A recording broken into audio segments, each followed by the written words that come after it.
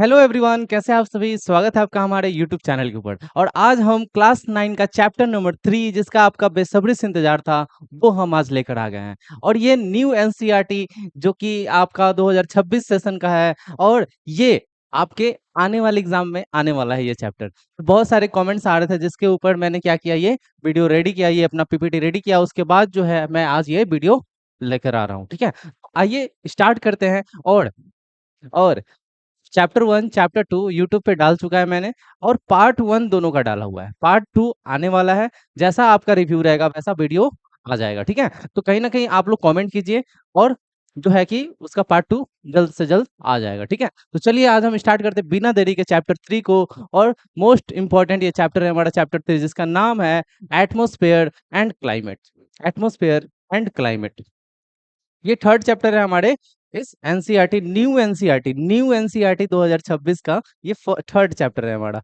तो आइए स्टार्ट करते हैं बिना देरी के। तो चैप्टर का सबसे पहले हम लोग क्वेश्चन डिस्कस करेंगे कि कौन से क्वेश्चंस जो हैं बहुत मतलब ज्यादा एस्पेक्टिव जो है एग्जाम में पूछे जाने वाले हो सकते हैं। तो फर्स्ट क्वेश्चन है हमारा कि what is the composition of the atmosphere. देखिए, अभी तक हमने क्या देखा कि अर्थ के बारे में पहले पहले चैप्टर में पढ़ा। उसके पहले चैप्टर में पढ़ा था हमने सोशल साइंस क्या होता है उसके बारे में। अब हम लोग उसके बाद पढ़े अर्थ के बारे में।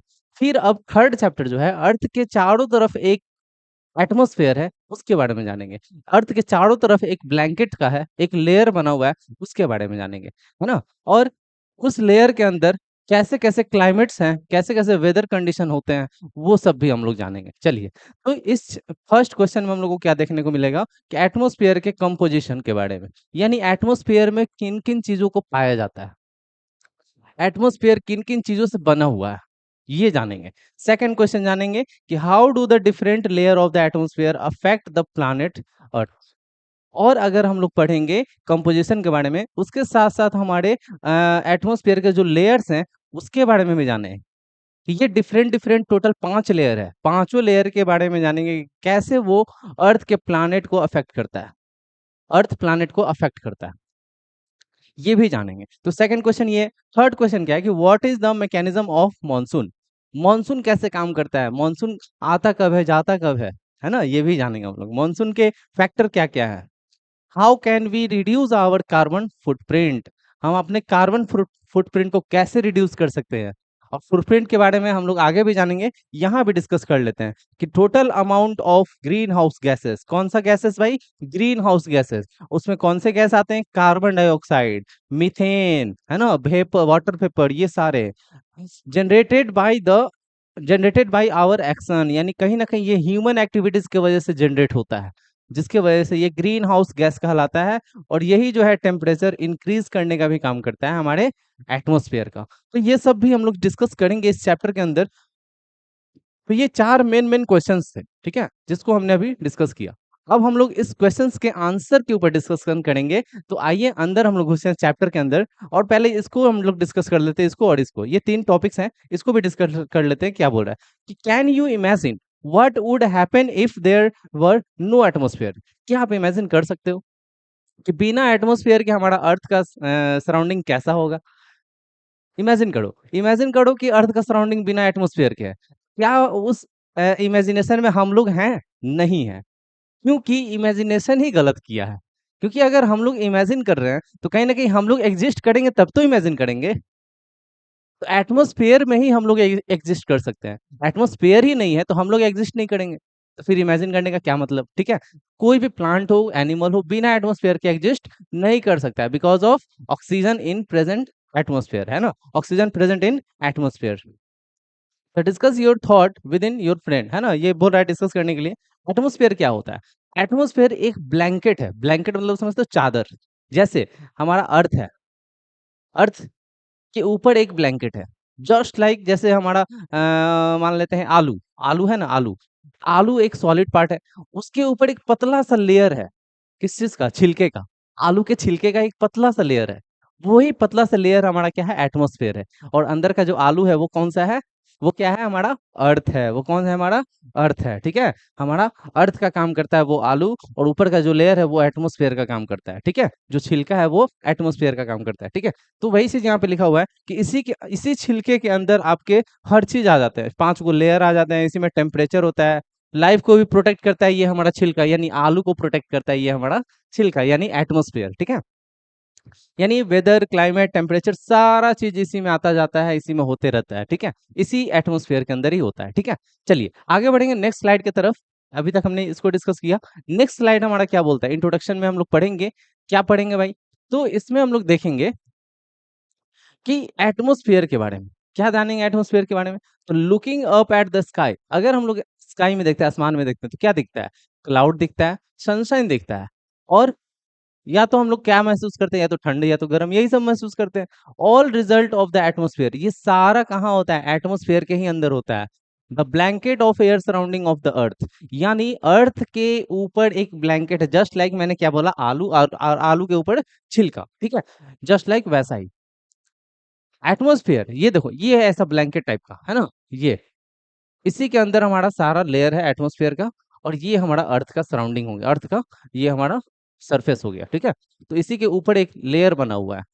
The atmosphere is held around the earth by gravity, the force of attraction earth mass exert on nearby object, and is mixture of gases vital for survival of all living being। चलिए, यहाँ पे क्या बोला है कि ये जो हमारा एटमॉस्फेयर है, इसको अगर होल्ड कर रहा है, इसको अगर रोक कर रखा है, तो ये कहीं ना कहीं ग्रेविटी, फोर्स ऑफ अट्रैक्शन इसको रोक करके रखा है, इस एटमॉस्फेयर को। यानी कहीं ना कहीं अर्थ का एक फीचर है जिसको हम लोग बोलते हैं force of attraction. Force of attraction जो क्या करके रखा है? एटमॉस्फेयर को पकड़ के रखा है, नहीं तो एटमॉस्फेयर कहीं और चला जाता है ना। तो एटमॉस्फेयर को पकड़ के कौन रखा है? हमारा फोर्स ऑफ अट्रैक्शन, जिसको हम लोग अपने आम भाषा में गुरुत्वाकर्षण बोलते हैं और ग्रेविटी भी बोलते हैं। ठीक है, तो इसी के अंदर क्या है? हमारा मिक्सचर ऑफ गैसेस है ना? Survival of all living beings, इसी मिक्सचर ऑफ गैस के अंदर सर्वाइव करता है सारे लिविंग ऑर्गेनिज्म, जितने भी हैं, प्लांट, एनिमल, ह्यूमन बींग, सारे लोग। ठीक है, आगे बढ़ते हैं, फंक्शन का बात करेंगे, एटमॉस्फेयर के फंक्शन का। तो इसका फंक्शन जो है, एटमॉस्फेयर का फंक्शन क्या है भाई? तो पहला function, shield us from harmful solar radiation. सोचिए, एक कवच का काम कर रहा है, जैसे अंडा के अंदर यॉल्क है ना? उस यॉल को कौन बचा के रखा है? अंडा के ऊपर जो शेल है वो, वही शेल हमारे एटमॉस्फेयर को भी कहा जा रहा है कि ये एक कवच का काम करता है, हमको बचाता है किन चीजों से? तो सोलर रेडिएशन से। सोलर रेडिएशन से, जो हमारा सोलर रेडिएशन आता है उससे हमको बचाने का काम करता है कौन? ये हमारा atmosphere. Atmosphere block harmful radiation like ultra violet, very very very खतरनाक रेज है, ये सन का रे है, ये खतरनाक। तो वो खतरनाक रेज से कौन बचाता है हमको? तो ये हमारा एटमॉस्फेयर बचाता है। और एटमॉस्फेयर में कौन सा लेयर बचाता है ये जानेंगे, ये इंपॉर्टेंट है। चलो आगे बढ़ते हैं। सेकंड पॉइंट, सेकंड एटमॉस्फेयर का फंक्शन क्या है भाई? तो रेगुलेट अर्थ टेम्परेचर। अर्थ के टेम्परेचर को भी रेगुलेट करने का काम कौन करता है? हमारा एटमॉस्फेयर करता है। ये क्या करता है भाई? तो ट्रैप करता है सन्स के एनर्जी को, और प्रिवेंट करता है हमको किससे? है ना? प्रिवेंट करता है किससे? वो स्पेस में ना चला जाए, सन का एनर्जी आए और स्पेस में ना चला जाए, तो उसको ट्रैप करता है, पकड़ के रखता है ना? तो कहीं ना कहीं हमारे एटमॉस्फेयर का बहुत ज्यादा योगदान है हमारे लाइफ एग्जिस्ट करने में। ठीक है, थर्ड पॉइंट क्या है? कि influence weather and climate system, है ना? वेदर और क्लाइमेट सिस्टम को क्या करता है? इन्फ्लुएंस करता है ना? कहीं न कहीं वेदर और क्लाइमेट सिस्टम को इन्फ्लुएंस करता है, कहीं न कहीं ये सारा चीज़ ऊपर-नीचे बदलाव करता है। It affect temperature, humidity, air pressure, shaping weather and climate. तो कहीं न कहीं हमारे एटमॉस्फेयर का क्या-क्या योगदान है ये जान गए। पहला योगदान क्या है? कि सोलर रेडिएशन से बचाता है, दूसरा रेगुलेट करता है, टेम्परेचर करता है रेगुलेट, तीसरा क्लाइमेट और वेदर कंडीशन को अफेक्ट करता है, यानी टेम्परेचर को अफेक्ट करता है, ह्यूमिडिटी, एयर प्रेशर, इन सब को अफेक्ट करता है कौन? हमारा एटमॉस्फेयर। तो देखा कितना तगड़ा वाला फंक्शन करता है ये, कितना तगड़ा वाला फंक्शन करता है। जैसा हमारा फोन फंक्शन करता है ना स्क्रॉल करने में, वैसा ही फंक्शन नहीं, इसका और ज्यादा एडवांस फंक्शन है भाई। एडवांस फंक्शन है। लाइक ये देखो एकदम खतरनाक खतरनाक एडवेंचर लाइफ जी रहा है एटमॉस्फेयर, एडवेंचर लाइफ। चलिए आगे बढ़ेंगे, आगे बढ़ेंगे तो आगे हमारा है next slide. Composition most important, composition maximum बच्चों को ये पता ही नहीं होता है कि एयर के अंदर किन किन चीजों का कंपोजिशन मिक्सअप है, किन किन चीजों का कंपोजिशन मिक्सअप है, ये बहुत सारे बच्चों को पता ही नहीं होता है। तो चलिए जानेंगे एटमॉस्फेयर के अंदर कंपोजिशन क्या है। तो सबसे ज्यादा आप देख पा रहे हो कौन सा है, नाइट्रोजन। फिर सेकंड नंबर पे हमारा कौन बैठा है, मोस्ट इंपॉर्टेंट, एक बहुत ही सुंदर, जिसका नाम है ऑक्सीजन। ऑक्सीजन, है ना, जिसके बगैर एक पल भी जीना मुश्किल है ना, है ना। सबसे बड़ा क्रश हमारा कौन होता है, ऑक्सीजन होता है, इसके बिना जीना बहुत ही मुश्किल है। तो सबसे बड़ा क्रश कौन सा हो गया, हमारा ऑक्सीजन हो गया, ठीक है। 21%, भले ही प्यार बहुत कम है, 21% ही प्यार है, लेकिन लेकिन बिना इसके जिंदा नहीं रह पाएंगे, ठीक है। तो ऑक्सीजन मोस्ट इंपॉर्टेंट। तो नाइट्रोजन हमारा 78%, ऑक्सीजन 21%, है ना, इसेंशियल ब्रीदिंग एंड लाइफ। और ये abundant gas vital for life, ये भी लाइफ के लिए बहुत जरूरी है। अदर गैसेस का बात कर लेंगे तो वो इतना लगभग 2%, ठीक है, लगभग 1%, लगभग 1%। तो ये 1% में कार्बन डाइऑक्साइड है 0.04, आर्गन है 0.93, है ना, helium, neon, krypton, xenon, ozone, hydrogen, ये सब मिला करके 0.03% है। यानी ओवरऑल अगर देखा जाए तो ये वाटर पेपर भी है हमारा 0.1 से 0.4%। इन सबको मिला दिया जाए तो ये हो जाता है 100%, जो कि हमारा एयर का कंपोजिशन है। एटमॉस्फेयर में जो एयर है उसका कंपोजिशन, इसमें डस्ट पार्टिकल भी है ना, डस्ट पार्टिकल भी है। तो ये हमारा एयर का कंपोजिशन हो गया, जो कि हाइट के अकॉर्डिंग चेंज भी होते रहता है ना, हाइट के अकॉर्डिंग। जैसे मान लो ऑक्सीजन नीचे ज्यादा ऊपर कम होगा, है ना। जैसे बहुत सारे लोग पर्वत पे चढ़ते हैं, पहाड़ पे चढ़ते हैं, तो नीचे में ऑक्सीजन है बहुत ज्यादा, लेकिन ऊपर में ऑक्सीजन क्या हो जाता है, कम हो जाता है। जिसके वजह से लोग क्या करते हैं, सिलेंडर लेकर जाते हैं पीठ के ऊपर, ऑक्सीजन सिलेंडर, है ना, ऑक्सीजन सिलेंडर लेकर जाते हैं पीठ के ऊपर। तो कहीं ना कहीं ये मोस्ट इंपॉर्टेंट गैस है हमारे लिए जीने के लिए, है ना। अभी जस्ट मैंने बोला प्यार कम है भले, लेकिन जरूरी बहुत है वो चीज, है ना। प्यार कम है, 21% ही है, लेकिन जरूरी बहुत है। चलिए आगे बढ़ेंगे, नेक्स्ट स्लाइड के ऊपर हम लोग लेयर का बात करेंगे। मोस्ट इंपॉर्टेंट, सबसे यूनिक टॉपिक आ गया हमारा भाई इस टॉपिक में। इतने सारे टॉपिक में सबसे यूनिक टॉपिक हमारा लेयर का बात करेगा। अब 5 लेयर है हमारा, ये पांचों लेयर के बारे में जानेंगे। इन पांचों लेयर के बारे में जाने तो सबसे पहले हम लोग बात करेंगे ट्रोपोस्फेयर। ट्रोपोस्फियर, ये देखो, ये आप अप टू 12 किलोमीटर एवरेज, यानी एवरेज हाइट दिया हुआ है कि 12 किलोमीटर तक जो हाइट आप जाओगे वहां तक आपको कौन सा मिलेगा, लेयर, ट्रोपोस्फियर मिलेगा, ठीक है। स्ट्रेटोस्फियर का बात करेंगे तो ये 50 किलोमीटर तक आपका एवरेज हाइट जो है वो स्ट्रेटोस्फियर मिलने वाला है। मेसोस्फियर का बात करेंगे तो अप टू 80 किलोमीटर तक आपको मेसोस्फियर का थिकनेस है ना। थर्मोस्फियर का बात करेंगे तो 80 to 700 किलोमीटर, सोचिए कितना मोटा लेयर है, कितना मोटा लेयर है ये थर्मोस्फेयर, ठीक है। सबसे लास्ट अपर मोस्ट लेयर जो कि अंतरिक्ष में भी चला जाता है, ये हमारा एग्जोस्फेयर, ठीक है, सबसे लास्ट का लेयर है। जान लेते हैं इन सबका प्रॉपर्टी क्या क्या है, फीचर क्या क्या है। तो फीचर सबका सामने सामने दिया हुआ है। चलिए आगे बात करेंगे। पहला, लोवेस्ट लेयर, सबसे नीचे अगर लेयर है तो बेचारा कौन है, ट्रोपोस्फेयर है, सबसे नीचे बेचारा है, सबसे नीचे। यानी देखो ये ऐसे करके ऐसे कैसे 5 लेयर है, 5 लेयर, 1 2 3 4 5। तो ये वाला लेयर जो है ये हमारा ट्रोपोस्फेयर है। ये कौन सा लेयर है, ये ट्रोपोस्फेयर है। उसके बाद है हमारा स्ट्रेटोस्फेयर, यानी ये लेयर हमारा स्ट्रेटोस्फेयर हो गया। फिर है मेसोस्फेयर, ये मेसोस्फेयर, ये थर्मोस्फेयर और ये एक्सोस्फेयर। इसके ऊपर बढ़ेंगे तो यूनिवर्स आ जाता है, अंतरिक्ष आ जाता है ना, यूनिवर्स। ये है troposphere, stratosphere, mesosphere, thermosphere, exosphere. तो ये सारा हमारा लेयर है, ठीक है। चलिए आगे बढ़ेंगे, बात करेंगे इन सब के प्रॉपर्टीज के बारे में, फीचर्स के बारे में। लोवेस्ट लेयर है हमारा ट्रोपोस्फेयर, है ना। टेम्परेचर डिक्रीज होता है विथ एल्टीट्यूड, है ना। अगर जैसे ही हम लोग, ये हमारा सरफेस है अर्थ का, जैसे ही इसके ऊपर जाएंगे, इसके ऊपर जाएंगे तो टेम्परेचर क्या होगा, घटते जाएगा। इसके ऊपर जाएंगे, अर्थ के सरफेस से ऊपर जाएंगे तो टेम्परेचर नीचे जाएगा, मीन्स टेम्परेचर घटता चला जाएगा। यानी मान लेते हैं अर्थ के सरफेस पे 20 डिग्री सेल्सियस है, तो ऊपर जाते जाते 10 हो जाएगा, 12, ये घटेगा, मतलब 20 है तो 18, 17, 15, 14, 12, 10, 5 ऐसे होते चला जाएगा। तो टेम्परेचर क्या होगा, घटेगा, है ना, डिक्रीज होगा। Contain the air we breathe most water vapour and cloud. यानी इसके अंदर एयर है सांस लेने के लिए। आपके वाटर वेपर भी हमारे इस ट्रोपोस्फेयर के लेयर में मिल जाएंगे। क्लाउड का फॉर्मेशन भी इसी में होता है। वेदर का सारा कंडीशन इसी के अंदर होता है, चाहे बारिश हो, कुहासा हो, ओला गिरे, कुछ भी हो, सारा इसी में होता है, सारा चीज इसी में होता है। और इसको सेपरेट करता है कौन? ट्रोपोपॉज। ट्रोपोपॉज। अब ये देखो, ये हमारा है थर्मोस्फेयर। थर्मोस्फेयर से जैसे ही, हम लोग एंट्री करेंगे स्ट्रेटोस्फेयर में, तो उसका जो बॉर्डर है ना, बॉर्डर बॉर्डर पॉइंट, वही है ट्रोपोपॉज। जहां जहां थर्मोस ये ट्रोपोस्फेयर खत्म होगा, वहीं पे ट्रोपोपॉज जो है हमारा एक तरह से बॉर्डर का काम करता है, और फिर एंट्री हो जाता है किसमें? स्ट्रेटोस्फेयर में, सेकंड लेयर में। ठीक है, तो ये देखो सेकंड लेयर का काम क्या है। तो फ्री ऑफ क्लाउड, यहाँ पे कोई क्लाउड नहीं होता, कोई वेदर कंडीशन नहीं होता है, हवा पानी कुछ नहीं होता है यहाँ पे। यहाँ पे एकदम शांति का माहौल है, जिसकी वजह से यहाँ पे फ्लाइंग यानी जहाज उड़ाना मुश्किल नहीं है, बहुत आसान है। इसीलिए जो भी एरोप्लेन होता है, ये सब होता है, सारा एक्टिविटी उसी के अंदर होता है। ठीक है, ozone layer most important layer है भाई, मोस्ट इंपॉर्टेंट लेयर, जो कि हमारा स्ट्रेटोस्फेयर के अंदर ही मौजूद है। स्ट्रेटोस्फेयर, स्ट्रेटोस्फेयर के अंदर ही ओजोन लेयर है हमारा। ओजोन लेयर जो है ये क्या करता है? फिल्टर करता है, फिल्टर। जैसे चाय छन्नी को कैसे हम लोग छान लेते हैं छन्नी से, वैसे ही ये छन्नी जो है हमारा किसको फिल्टर करता है? UV radiation, ultra violet radiation को, जो कि बहुत ही हार्मफुल है हमारे लिए। स्किन के ऊपर अगर ये पड़े ना, तो ये स्किन कैंसर तक कर सकता है।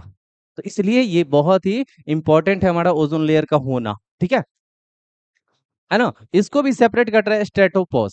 स्ट्रेटोपॉज जैसे ये ट्रोपोपॉज इसको सेपरेट करता था ट्रोपोस्फेयर को, उसी तरह स्ट्रेटोस्फोर्ड इसको सेपरेट करेगा स्ट्रेटोस्फेयर को। ठीक है, यानी स्ट्रेटोस्फेयर जहां पे खत्म होगा, वहीं पे ये रहेगा हमारा स्ट्रेटोपॉज। ठीक है, चलिए थर्ड लेयर है हमारा मेसोस्फेयर। मेसोस्फेयर, इसका काम क्या है? Temperature decrease with altitude. Altitude बढ़ेगा तो टेम्परेचर घटेगा। कहाँ पे? मेसोस्फेयर के अंदर। एल्टीट्यूड, टेम्परेचर घटेगा अगर एल्टीट्यूड बढ़ेगा। Most meteoroids entering from space burn off here. जितने भी ओला गिरता है ना ऊपर से, है ना, अंतरिक्ष से बहुत सारे मेट्रोइड एस्ट्रॉइड आता है, वो सारा जल करके खाक हो जाता है। किस जगह पे? तो मेसोस्फेयर। कहाँ पे? मेसोस्फेयर में ही जल के खाक हो जाता है। इसलिए हम लोग को लगता है कि टूटता तारा दिख रहा है। क्या दिख रहा है? टूटता तारा दिख रहा है ना? ऐसा लगता है, लेकिन वो टूटता तारा नहीं है, क्या है हमारा? मेट्रोइड्स है, मेट्रोइड्स है। ठीक है, चलिए थर्ड हो गया। अब हमारा फोर्थ का बात करेंगे, थर्मोस्फेयर। ठीक है, thermosphere. Temperature rises rapidly, absorb X ray and UV radiation. Most important, इस लेयर में क्या होता है कि टेम्परेचर जो है ना बहुत तेजी से बढ़ता है, बहुत तेजी से, रैपिडली, है ना। और ये एब्जॉर्ब करता है किस चीज को? एक्स रे और यूवी रे, दोनों को एब्जॉर्ब करता है। और ये रिफ्लेक्ट करता है किस चीज को? रेडियो वेव्स को, है ना। रिफ्लेक्ट करता है रेडियो वेव्स को, जिसके अंदर कंटेन होता है आयनोस्फेयर। इसी लेयर के अंदर कौन सा लेयर है? आयनोस्फेयर, थर्मोस्फेयर के अंदर। जैसे हमने क्या पढ़ा कि स्ट्रेटोस्फेयर के अंदर ओजोन लेयर है, उसी तरह थर्मोस्फेयर के अंदर आयनोस्फेयर लेयर मौजूद है। Sight of auroras, northern southern light. अब ये ऑरोरस क्या होता है भाई? क्वेश्चन अगर पूछ देगा तो क्या बताएंगे? तो ऑरोरस को समझने के लिए हम एक अच्छे से स्लाइड लाए, अगले स्लाइड में देखेंगे। और देखो लास्ट वाला, पहले इसको जान लेते हैं, फिर ऑरोरस को समझ लेंगे। एक्सोस्फेयर, एक्सोस्फेयर क्या है? तो वेरी थिन एयर, बहुत ही पतला लेयर है ये, इसमें thin air light gases like helium and hydrogen. एक एक पतला सा लेयर है जिसके अंदर कौन से गैसेस हैं? हीलियम और हाइड्रोजन। हीलियम और हाइड्रोजन, ये लाइट गैस है, बहुत ही हल्का होता है। तुरंत देखते हो ना, बलून के अंदर हीलियम गैस भरा जाता है और ऊपर उड़ जाता है वो, है ना। वो नीचे अगर हम फूक करके भरते हैं तो वो नीचे रह जाता है, क्योंकि वो भारी एयर होता है जो हम लोग फूक के भरे। और जो ऊपर उड़ गया यानी हीलियम गैस है उसके अंदर। ठीक है, हीलियम गैस है। Space escape into space due to weak gravity. और ये जो गैस है ना, हीलियम और हाइड्रोजन, ये तुरंत यूनिवर्स के ऊपर चला जाता है, ऊपर उड़ जाता है। क्यों? क्योंकि ये ग्रेविटी के पकड़ में नहीं होता है। ठीक है, चलिए अब हम लोग जानेंगे ऑरोडस क्या होता है। ऑरोडस, हाँ ये रहा ऑरोडस। अच्छा ये रहा ऑरोडस।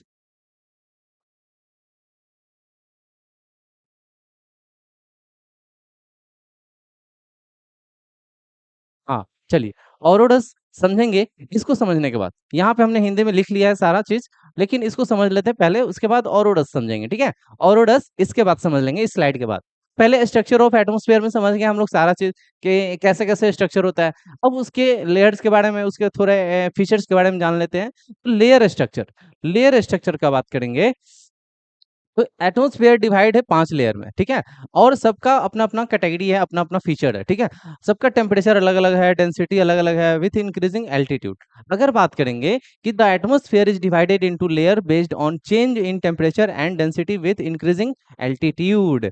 अगर बात करेंगे कि हमारा जो लेयर है एटमॉस्फेयर का, वो डिवाइडेड है लेयर बेस पे, ठीक है। और किसी में टेम्परेचर ज्यादा है, किसी में कम है, किसी में डेंसिटी ज्यादा है, किसी में कम है। ऐसा ही है फीचर हमारे लेयर्स के। एयर डेंसिटी का बात करेंगे तो air density is higher near earth surface. Earth के सरफेस पे एयर डेंसिटी क्या होगा, ज्यादा होगा। और हाइट पे जैसे ही जाएंगे ना, अर्थ के सरफेस से ऊपर जाएंगे तो क्या होगा, घटता चला जाएगा, क्या, एयर डेंसिटी, है ना, हवा का मात्रा घटता चला जाएगा। इंपॉर्टेंट नोट, यहाँ पे ये इंपॉर्टेंट नोट क्या है भाई, तो temperature decrease with altitude only in the troposphere and mesosphere. यानी हम लोग क्या बात किए कि ट्रोपोस्फेयर और मेसोस्फेयर, ये है हमारा ट्रोपोस्फेयर, ये रहा ट्रोपोस्फेयर और ये रहा मेसोस्फेयर। इसी में क्या होगा, टेम्परेचर डिक्रीज होगा। जैसे ही हाइट बढ़ेगा तो क्या होगा, टेम्परेचर डिक्रीज होगा। हाइट बढ़ेगा टेम्परेचर डिक्रीज होगा, हाइट बढ़ेगा टेम्परेचर डिक्रीज होगा, ठीक है। चलिए आगे बढ़ेंगे। और अगर बात करेंगे, it increase in the stratosphere and thermosphere.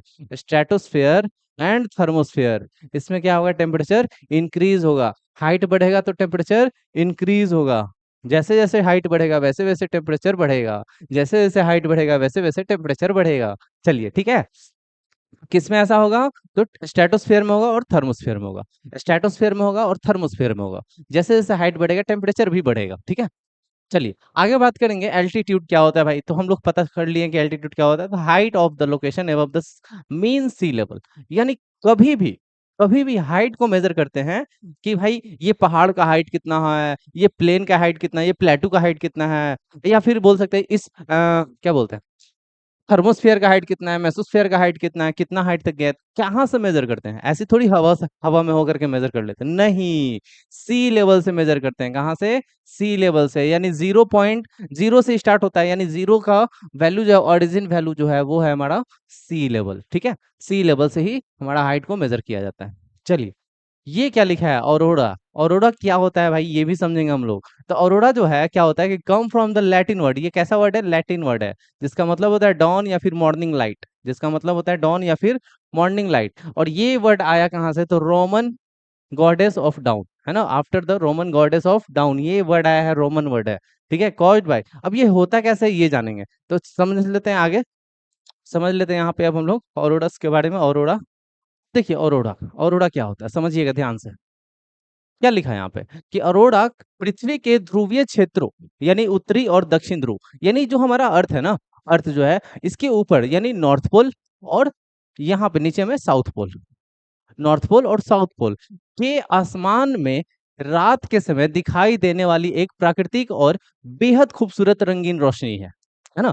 जैसे यहाँ पे जो आसमान होगा हमारा, यहाँ पे जो आसमान होगा, एक खूबसूरत इधर भी आसमान होगा, एक खूबसूरत इधर भी आसमान होगा। तो कहीं ना कहीं इस ये जो है हमारा, ये क्या है, एक तरह से स्काई, स्काई, ठीक है, स्काई, ये क्या है हमारा, स्काई।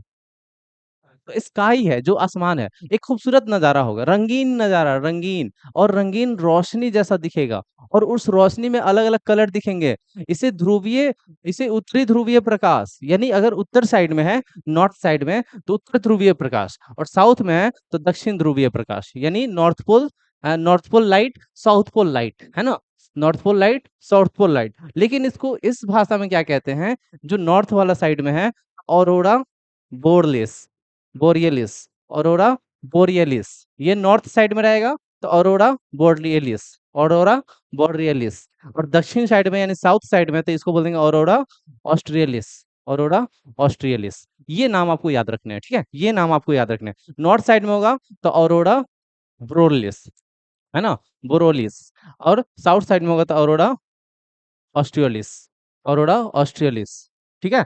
भी कहा जाता है यह अद्भुत खगोलीय घटना तब घटती है, ये कब होता है भाई, कब होता है, जब सूर्य जो है, सूर्य से निकलने वाले अवशेषित कण, यानी सूर्य से जो निकलते हैं ना पार्टिकल्स, पार्टिकल्स आयंस, वो जो है रेडिएशन के फॉर्म में आता है, वो जो है सोलर विंड, है ना, तीव्र गति से यानी बहुत तेजी से पृथ्वी की तरफ आता है ना, ये वायुमंडल में प्रवेश करते हैं और ये हमारे एटमॉस्फेयर के अंदर क्या करता है, एंट्री लेता है। जब ये कण हमारे वायुमंडल में मौजूद गैसों यानी हमारे एटमॉस्फेयर के अंदर जो अवेलेबल गैस है उसके साथ क्या करता है, जैसे ऑक्सीजन और नाइट्रोजन इसके साथ क्या करता है, टकराता है।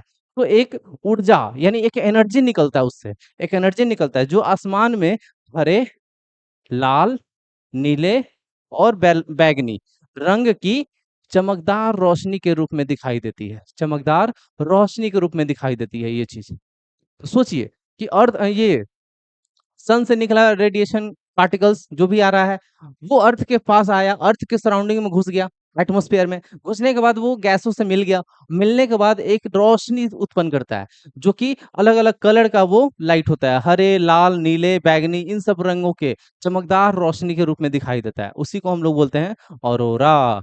क्या बोलते हैं, ऑरोरा। कोई दिक्कत, कोई दिक्कत नो सर। चलिए आगे बढ़ते हैं। अब हम लोग बात करेंगे ये चीज, why we don't feel atmospheric pressure. आखिर हम लोग का एटमोस्फेरिक प्रेशर क्यों नहीं फील होता है, क्यों नहीं फील होता है? तो यहाँ पे साफ भाषा में लिखा है कि इसलिए फील नहीं होता है क्योंकि air presses on us from all side. हवा चारों तरफ हमारे ऊपर प्रेशर लगा रहा है, हवा चारों तरफ से हमारे ऊपर प्रेशर लगा रहा है और हमारा बॉडी जो है एक्सर्ट कर रहा है an equal counter pressure in response. लेकिन बदले में हमारा बॉडी भी रिस्पॉन्स कर रहा है भाई, है ना। बाहर की तरफ प्रेशर लगा रहा है, बाहर की तरफ हमारा बॉडी बाहर की तरफ प्रेशर लगा रहा है जिसके वजह से एक्सटर्नल प्रेशर हमारे ऊपर ज्यादा इफेक्ट नहीं डाल पाते हैं, ठीक है, बाहरी प्रेशर। चलिए आगे बढ़ेंगे, यहाँ से हम लोग यहाँ तक तो क्लियर हो गया। अब बढ़ेंगे आगे, ये समझ गए हम लोग। पढ़ेंगे हम लोग वेदर एंड क्लाइमेट के बारे में। मोस्ट इंपॉर्टेंट है भाई, मोस्ट इंपॉर्टेंट है। क्यों भाई? क्योंकि हम लोग के चारों तरफ कहीं ना कहीं कोई ना कोई वेदर है, कोई ना कोई क्लाइमेट है। कहीं ना कहीं उसको समझना भी तो जरूरी है कि कौन सा वेदर चल रहा है, कौन सा क्लाइमेट चल रहा है।